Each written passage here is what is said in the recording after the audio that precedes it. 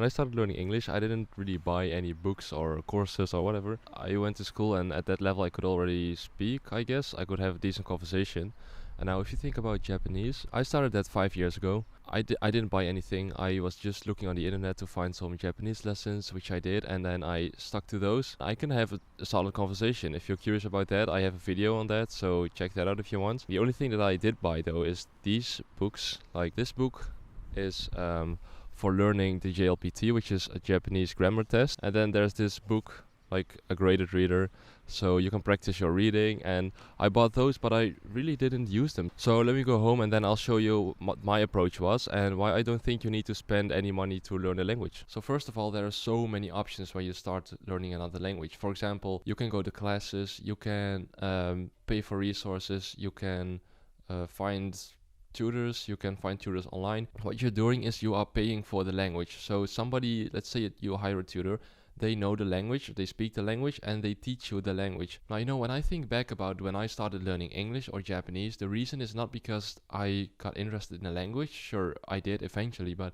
at first I got interested in something else, which required me to learn English or learn Japanese, and then I got so interested in that thing that eventually I started to learn Japanese. I got interested in the language, and then I could use the language to speak to people or to understand other things, for example. So when you decide to go to a school or find a tutor and just purely learn the language, I think it can get boring really quickly. And the last thing you want is that learning the language becomes boring, because then you will lose motivation, because you'll stop learning and then you won't get anywhere. So in order to prevent that from happening, you have to find something that is really fun. And generally people don't like going to school because going to school is not fun, right? And what language teachers in school usually do, at least my teacher, they give you a book and then you learn from the book. And the book has tons of knowledge and information about the language, which is great, but it doesn't provide context.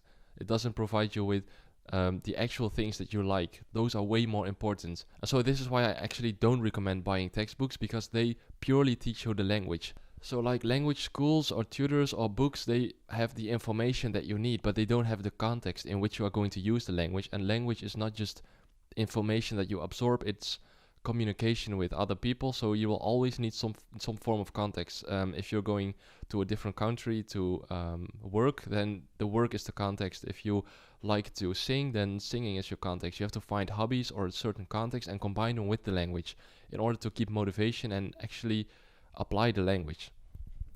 Now, in order to find something that you enjoy, I really can't help you out there, but you know yourself better than I do. You have hobbies. For example, I like playing games. And when I started playing games, when I was, I don't know, maybe 10 years ago, I played on my Nintendo and my PlayStation. And I remember a game. I think it was a Harry Potter game, in English, of course. And back then my English wasn't that great. So whenever I was stuck on a level, what I would do is go online, find the level, and see how they were trying to beat the level, because that was my goal, to beat the level. I didn't care about the English really, but unconsciously I learned the English. I learned what they were saying. I didn't know what to do, even though in the game they told me that I had to go somewhere or fight a boss or solve a puzzle, but I didn't understand that. I was just trying to beat the level. So when I found a tutorial online, I saw what they were doing, and unconsciously I learned the English, how to solve a puzzle. And really, you are not aware of this process, but if you focus on the context, and if you are just letting the language go into your brain without paying too much attention to it, then eventually you'll pick it up as well. So what I did for Japanese is I went online and I went to YouTube and found some Japanese lessons, and for some reason I just got really engaged with these lessons, and so I stuck with them. And that is really the most important part. You keep going, you don't give up. And because I found the lessons so fun, I learned a lot from them. Now, if you're interested in how I learned Japanese, I have a video about that too. I think if you're learning just because language is a hobby, then you don't need to spend anything on it. But if you're learning because you need to learn the language for your work or whatever, sure, you can spend some money to get specific help. But for me, it was just a hobby, so I would just go online and find some lessons and learn it that way. So you can buy these books, you can go to classes or whatever, but all of these cost money. And you know what doesn't cost you any money?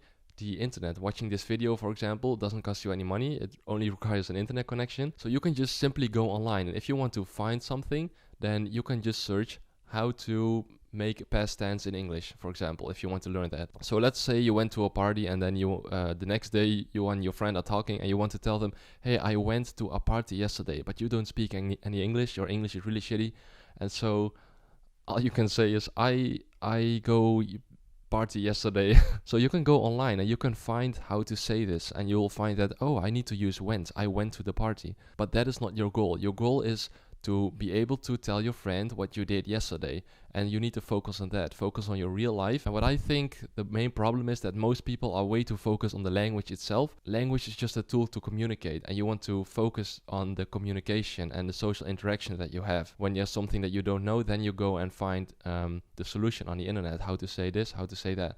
And if you are just way too focused on the language itself, it gets really boring. Books are great because they have tons of information, they have all these rules, but you need to know when to apply these rules, and you are the only person who knows that, because you know what you want to do with the language. Do you want to speak to your friend? Do you want to just understand something on television?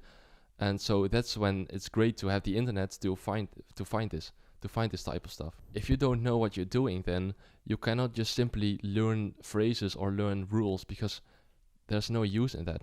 Now, the third reason why I think language shouldn't be something that you pay for really is because languages are not meant to be sold. You cannot buy a language. You can buy courses that contain the language, but language is used as a tool to communicate, right? It's not something that you go into the supermarket and you buy your language and then you can use it. No, it is something that you use when you want to talk to somebody else, or you never spend any money to speak the language that you're speaking right now, right? The language is something that people learn. Our brain can understand language, understand messages, and then learn the language without ever spending any money on schools or books or whatever. You speak your native language just like I do. So in conclusion, really think about it. Why are you learning this language? Is it just a hobby for you, or is it something else?